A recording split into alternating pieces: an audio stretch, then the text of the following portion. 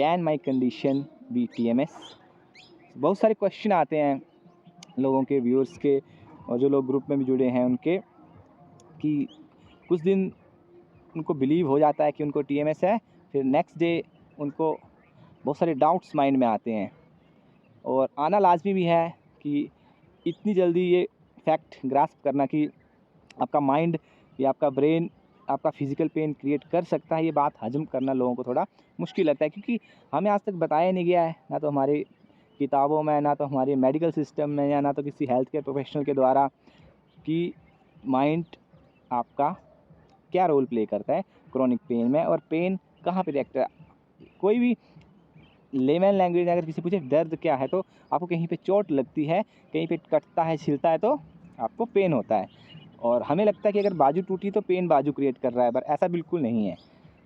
जो मेरे व्यूअर्स हैं, जो टेंशन माइसाइटिस सिंड्रोम से पहले से अवेयर हैं कि क्या होता है, उनको तो पता है कि सारे दर्द, सारे पेन आपके ब्रेन में ओरिजिनेट होते हैं और वहीं पे ही इंटरप्रेट होते हैं।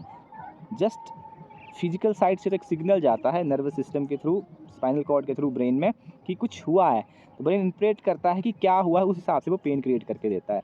तो जब क्रॉनिक पेन में जितने भी आपके केसेस हैं, चाहे वो हर्निएशन हो, बल्जिंग हो, डिजनरेशन हो, वट एवर मेडिकल लेवल आपका है, सारे पेन ब्रेन में क्रिएट होते हैं। और मैक्सिमम केसेस में तो वो उसका कॉज होते ही नहीं है। और मैं बार बार इसीलिए रिपीट करता हूँ कि आपको रीइंफोर्स हो ये चीज़, आपको बिलीव नहीं ना होता, आप फिर डाउट में आते हैं कि नहीं MRI में तो आया है, तो हाउ कम की पेन उसी जगह पे है जहाँ पे MRI ने कुछ दिखाया है। तो ये तो ब्रेन ऐसा करता है ना। अब ब्रेन आपको कन्विंस कैसे करेगा कि समथिंग फिजिकल है, कि ब्रेन कैसे कन्विंस करे कि आप कन्विंस हो जाओ कि ये फिजिकल है। तो वो ऐसी जगह सबसे ज़्यादा हम सेंसिटिव होते हैं अपने बैक को लेके, कि अरे नहीं, क्योंकि ऐसा पढ़ाया गया है और ऐसा बताया गया आपको कि नहीं, कि जी ऐसा हो गया तो फिर तो आप पूरी लाइफ आपको परहेज़ करना है, वेट नहीं उठाना है, ऐसे नहीं चलना है, वैसे नहीं चलना है। तो इसलिए हम फ़ियर में ज़्यादा आते हैं उस चीज़ को लेके। तो जब ब्रेन को आपको डिस्ट्रैक्ट करना है, तो पेन सबसे ज़्यादा बैक में दी जाती है, क्योंकि वहाँ पे अगर स्कैन किया जाएगा तो कुछ ना कुछ एजिंग रिलेटेड एबनॉर्मैलिटीज़ दिखेंगी, बल्जिंग दिखेगी, हर्निएशन दिखेगी, जबकि वो सब कुछ नॉर्मल है। ऐसा रिसर्चेज़ कहती हैं कि हर्निएशन कभी हुआ है तो आपको पता भी नहीं हुआ होगा कि हुआ है, और वो कुछ मंथ्स में अपने आप ड्राई हो जाती है और वो अपनी पोजीशन में आ जाती है आपकी डिस्क। और बहुत सारे एग्जांपल हैं, आप एक्टर्स को देखो, एथलीट्स को देख लो, उनके लिए तो आम बात है हर्निएशंस होना। वो थोड़ा रेस्ट करके फिर बैक टू नॉर्मल हो जाते हैं, और आपको पता भी नहीं है कि आपको हर्निएशन आपको 5 साल पहले हुआ होगा, और आज आपको कोई स्ट्रेस की वजह से बैक पेन और नेक पेन ज़्यादातर होते हैं टेंशन माइसाइटिस सिंड्रोम में। तो आपको अगर हुआ है पेन, तो आपको पता नहीं TMS क्या है, आपको डॉक्टर सबसे पहले बोलेगा एक्सरे कराओ या MRI कराओ, उसमें कुछ ना कुछ आना ही है। तो वो 5 साल पहले की हर्निएशन हुई होगी जिसका आपको कोई मतलब नहीं है, तो आपको क्या बोला जाएगा, आपको हर्निएशन है। तो अब आप सदमे में आ जाओगे, फ़ियर में आ जाओगे, तो उस फ़ियर से फिर वो पेन एम्पलीफाई होता है। जैसे आप माइक में बोलते हो, हल्का सा एम्पलीफायर लाउड स्पीकर में कितना बढ़ा के निकालता है साउंड को। तो एक हल्का सा अगर दर्द आपको हुआ है TMS में, और अगर आपके MRI में कुछ आ गया है, तो आप फ़ियर में आ जाते हो, और ब्रेन आपका डेंजर सेंस करके उस पेन को एम्पलीफाई करके आपको देता है। आप सीवियर पेन फील करते हो, और ब्रेन को लगता है आपके आसपास डेंजर है, आपको एक्टिविटी नहीं करनी है, ये वो नहीं करना है, तो आपको एकदम स्टिफनेस, मसल्स का ब्लड सप्लाई कम कर दिया जाता है, और आपका नेक, बैक, शोल्डर कहीं भी एकदम स्टिफ हो जाते हैं आप, क्योंकि ब्रेन आपको प्रोटेक्ट करना चाहता है, पेन आपके प्रोटेक्शन के लिए। तो ये बात आपको समझनी है कि जितना भी आपको फिजिकल सिम्टम लग रहे हैं कि इतना सीवियर दर्द है या ऐसे ऐसे सिम्टम्स है, वियर्ड, ये कैसे हो सकते हैं, ये ब्रेन ही कर रहा है। आपका ऑटोनॉमिक नर्वस सिस्टम आपको, आप स्ट्रेस में हो, फाइट और फ्लाइट मोड में हो, तो आपको प्रोटेक्ट करने ही के लिए ही ऐसा कर रहा है। तो कमिंग टू द पॉइंट, कि जो क्वेश्चन आता है ज़्यादातर कि क्या ये चीज़ TMS हो सकती है या वो चीज़ TMS हो सकती है। आपको एक बार पता लग गया कि आपकी कंडीशन क्रोनिक है, आपने सबसे पहले तो आपको, चलो एक्यूट केसेस के लिए तो डॉक्टर्स के पास ही जाना है, मेडिकल सिस्टम को मैं डिसक्रेडिट नहीं करता हूँ और ना ही किसी को करना, क्योंकि एक्यूट केसेस में तो नो डाउट आपको मेडिकल सिस्टम की ही हेल्प लेनी है। एक्यूट इंजरीज़ हैं, एक्यूट कंडीशंस हैं, पर जब क्रोनिक कंडीशंस की बात आती है तो वहाँ पे आपने सब कुछ कर लिया होता है, तो आपके पास अल्टरनेटिव ढूंढने का अब वही रास्ता बचता है। तो तब अगर आप 5-6 महीने में सब कुछ करने के बाद फिजियोथेरेपी, पेन किलर्स, योगा सब कुछ कीजिए, है ना, मैं अगेंस्ट नहीं हूँ किसी चीज़ के, पर उसके बाद नहीं फ़र्क पड़ रहा है तो माइंड बॉडी अप्रोच आपको ज़रूर अप्लाई करना है, इसमें कोई हार्म नहीं है। तो क्रॉनिक कंडीशंस में आपकी जितनी भी कंडीशंस हैं, कितने वियर्ड सिम्टम हैं, वो सारे माइंड क्रिएट कर सकता है, ये आपको एश्योर हो जाना है। ये नहीं सोचना है कि मेरे जॉइंट से तो कट कट की आवाज़ आती है, या मुझे तो चक्कर आते हैं, वर्टिगो है, टिनिटस है, या फिर चेस्ट पेन होता है, या एसिडिटी है, हार्ट है, माइग्रेन्स हैं, और भी पैनिक अटैक्स हैं, पाल्पिटेशंस हैं। हर सिम्टम जो क्रोनिक है और जिसको मेडिकल सिस्टम ट्रीट नहीं कर पाया है, आपको प्रॉपर रीज़न नहीं मिल पाया है कि ये आपकी पेन की वजह है, तो वो सारे टीएमएस की कैटेगरी में आते हैं। टीएमएस में सबसे ज़्यादा पहचानने का सबसे बड़ा तरीका तो मैंने बताया, और पेन चेकलिस्ट आप जब चेक करते हो उसमें लग जाता है पता कि अगर आपका पेन शिफ्ट हो रहा है, इंटेंसिटी कम ज़्यादा होती है सिचुएशंस के हिसाब से, वो क्रोनिक हो चुका है, आप बार बार उसके सिम्टम्स रिसर्च करते हो, और रिसर्च करते करते आप ओवर थिंकिंग में आपके सिम्टम्स और वर्सन हो रहे हैं, आप बिल्कुल लिमिट कर ली हो चीज़ों को, आप बेड पे आ गए हो, कुछ नहीं करना चाहते हो, फिर आपको फियरफुल हो गया, आप इतना आपको फियर फीड किया गया, ये नहीं करना है, वो नहीं करना है, कि आप एकदम रिस्ट्रिक्ट हो गए अपनी लाइफ में। तो ये प्रूफ है कि आप टीएमएस की कैटेगरी में आते हो। टीएमएस को रूल आउट करने के लिए सिर्फ फिज़िकल को रूल आउट करने के लिए सिर्फ आपको ये है कि ये श्योर होना है कि कोई सीरियस थ्रेट ना हो आपको, जैसे कैंसरस ट्यूमर्स हैं, या कोई बहुत बड़ा फ्रैक्चर नहीं हो कि आप पहाड़ से गिर गए, आपका एक्सीडेंट हुआ है, तो उस टाइम आपको मेडिकल हेल्प लेनी है, उस टाइम आप टीएमएस का अप्लाई नहीं कर सकते। हाँ, पर आपका एक्सीडेंट हुआ है, आपका ट्रीटमेंट हो गया, उसका दर्द आपको 2 सालों बाद भी हो रहा है, तब डेफिनेटली वो क्रोनिक है, तो वो माइंड्स का रोल है उसमें, तब वो टीएमएस की कैटेगरी में आ जाएगा, क्योंकि बॉडी हील हो जाती है, बड़े से बड़े दिक्कतें हों वो हील हो जाती हैं। Body is meant to heal and it heals everything, ये आपको बिलीव करना है। तो फिर इस डाउट में नहीं रहना है कि ये मेरी कंडीशन क्या टीएमएस में आ सकती है, चाहे वो घुटने का दर्द हो, चाहे वो कंधे, कहीं का भी हो, क्रोनिक है। और उसका जो टीएमएस चेकलिस्ट है वो आप सर्च कर सकते हो गूगल पे भी, तो उसमें आपको अपने आप को शॉर्ट लिस्ट करना है कि हाँ, मैं टीएमएस के अंदर आ रहा हूँ। वो डैन ने भी एक क्वेश्चनियर बनाया है, तो वो 10 पॉइंट्स में से आपको अगर 4 से अब आते हैं तो डेफिनेटली आप टीएमएस में फॉल करते हो। उसकी चेकलिस्ट का मैं लिंक डाल देता हूँ डिस्क्रिप्शन में। सेकंड चीज़ जो आप दिक्कत देती है आपको रिकवरी में, कि 2 दिन आप ठीक फ़ील करते हो, आप होप मिलती है आपको कि टीएमएस है, चलो फिज़िकली कुछ दिक्कत नहीं है, तो आप ठीक होना शुरू होते हो, और 1 हफ़्ते ठीक रहने के बाद फिर से आपका फ्लेयर अप हो जाता है, आप फिर पेन में आ जाते हो, आप फिर डिमोटिवेट हो जाते हो। तो आपको मैं कहना चाहता हूँ कि it's absolutely normal to have symptoms again once they have vanished. तो ऐसा नहीं कि एक बार वो वैनिश हो गए तो दोबारा कभी आएंगे नहीं। सालों के जो पाथवे लर्न किए ब्रेन में, वो इतनी ईजिली अनलर्न नहीं होंगे। तो ब्रेन बीच बीच में आपको पूरी कोशिश करेगा कन्विंस कराने की कि ये नहीं, फिजिकल है, लुक इनटू इट, है ना, डेंजर है आसपास। तो वो सेंस करता है, वो एकदम से एजिटेटेड है आपका नर्वस सिस्टम। तो उसमें आपको ये एश्योर होना कि आपने 2 हफ्ते या 2 दिन पेन फ्री निकाले, तो आप आने वाले 20 साल भी पेन फ्री या पूरी लाइफ पेन फ्री भी निकाल सकते हो। उसमें रिकवरी जो आपकी ऐसे होगी, अप डाउन, कभी बिल्कुल ठीक, फिर आप उसी स्टेज में, तो ऐसे जिग जैग करते हुए रिकवरी होती है। कभी लीनियर नहीं है कि स्ट्रेट लाइन में ग्राफ ऊपर जा रहा है, वैसे रिकवरी नहीं होगी कभी भी। कुछ लोगों की हो सकती है, बट हम सबके माइंडसेट अलग होते हैं, हम सबका मोटिवेशन लेवल अलग होता है, हम सबका जिस नेगेटिविटी में या हमारा एनवायरनमेंट है, सपोर्ट कितना मिल रहा है, वो सब स्ट्रेस आपके आसपास कितना और आप कैसे मैनेज कर रहे हो, उस पर डिपेंड करती है आपकी रिकवरी। तो पॉजिटिव माइंडसेट बहुत ज़रूरी है। माइंडसेट पॉजिटिव, आपको रोज़ कुछ ना कुछ मोटिवेशन रखना है, अपने आप को इमेजिन करना है हील होते हुए, और एक्टिविटीज़ करते हुए आपको इमेजिन करना, आंखें बंद करके माइंडफुलनेस से, और फिर धीरे धीरे उन एक्टिविटीज़ को एग्जीक्यूट करना है।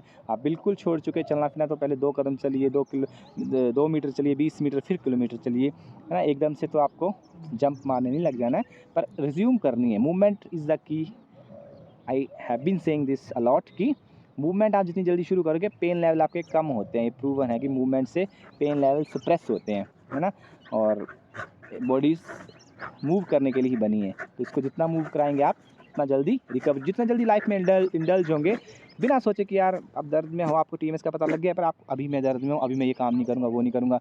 आप नॉर्मल रूटीन शुरू कर दीजिए, बिना सोचे कि कल मुझे 10 किलोमीटर दूर जाना है बस में, या तो दर्द होगा वहाँ का, वो उतना आपको जाना है। आप जैसे निकलोगे तो आप डेफिनेटली फील करोगे जितना आपने इमेजिन किया था उतना पेन आपको हुआ ही नहीं, है ना। ब्रेन को आपको यही कन्विंस देना है सेफ्टी, कि आप सेफ़ हो, आप जा सकते हो, बाहर निकल सकते हो, काम कर सकते हो।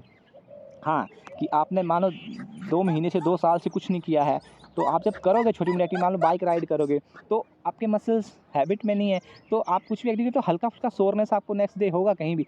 तो अब उस टाइम आपका nervous system already hyper vigilant है, तो आपको सोरनेस भी होगा, कुछ काम करने से, तो आपका ब्रेन उसको एम्प्लीफाई करके लेगा, अरे ये दर्द हो रहा, तो उसको रिएक्ट आप फ़ियर में करोगे, तो वही एम्प्लीफाई होके आपको हल्का-सा मसल सोरनेस स्टिफनेस में बदल जाएगा, आपका पेन 10 से 100 हो जाएगा वो।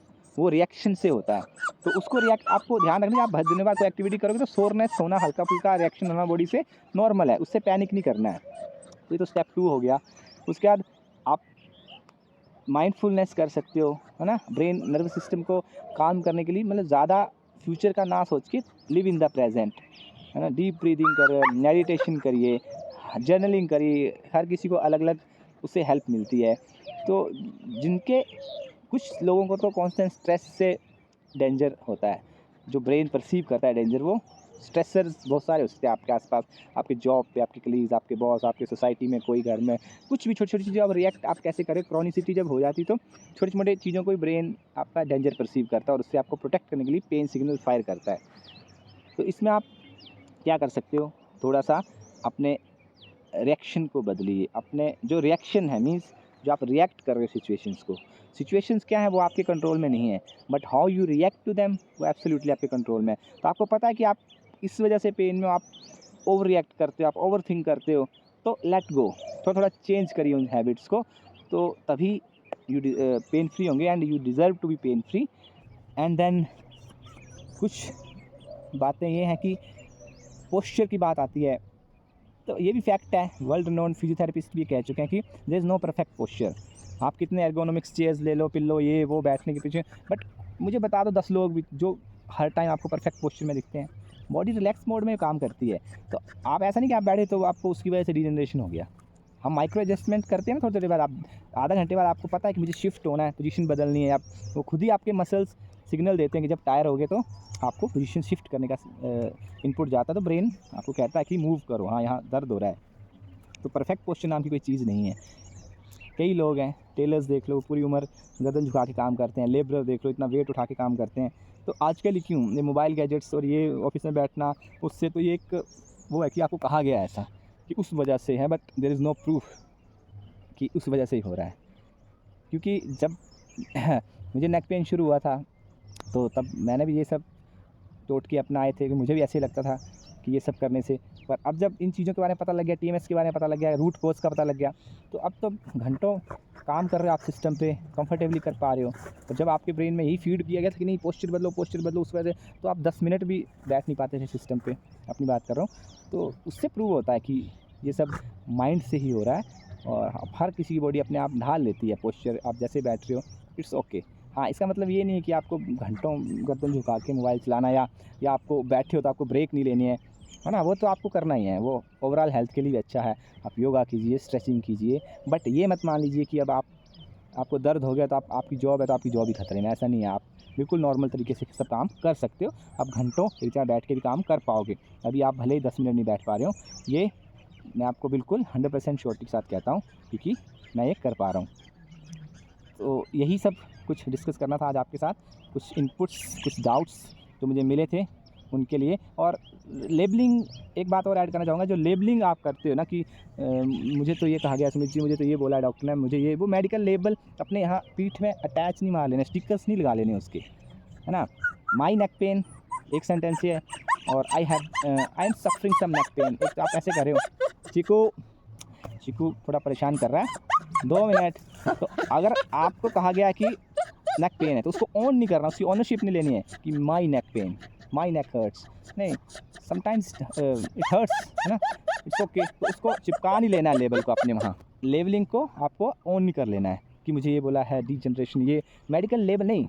आपको ये बोलना है कि इमोशंस को कैसे मैनेज करूँ, माइंडसेट को कैसे बदलूँ, पेन का परसेप्शन कैसे बदलूँ, ना कि उस लेबल पे फोकस करना है आपको। जब तक आप लेबल को पकड़े रखेंगे ऐसे, तब तक हीलिंग पॉसिबल नहीं हो पाएगी, क्योंकि आपका फोकस ही फिजिकल पे रहेगा, तो आप एक्सेप्ट नहीं कर पा रहे। आपने मान लिया पर आप 100% उसको होल हार्टेडली नहीं एक्सेप्ट कर पाए हैं टीएमएस को, तो वो भी एक बहुत बड़ा रीज़न है आपके रिकवरी के हिंड्रेंस में। जब आप पूरे तहे दिल से उसको मानोगे, सारे मेडिकल लेबल्स को साइड में रख के, और फोकस करोगे अपने साइकोलॉजिकल फैक्टर्स पे कि आसपास आप किस चीज़ से स्ट्रेस में हो, किस चीज़ से आपको डेंजर, जो सो कॉल्ड नर्वस सिस्टम क्या परसीव कर रहा है, परसीव डेंजर ना, वो जो भी डेंजर परसीव करो उनको आइडेंटिफाई करो, उनको एलिमिनेट करिए, और पेन को, परसेप्शन को बदलिए। पेन हो रहा है तो फ्रीक आउट नहीं करके आपको फॉरवर्ड लुकिंग देखना है, अपनी लाइफ को हीलिंग होते हुए इमेजिन करना है।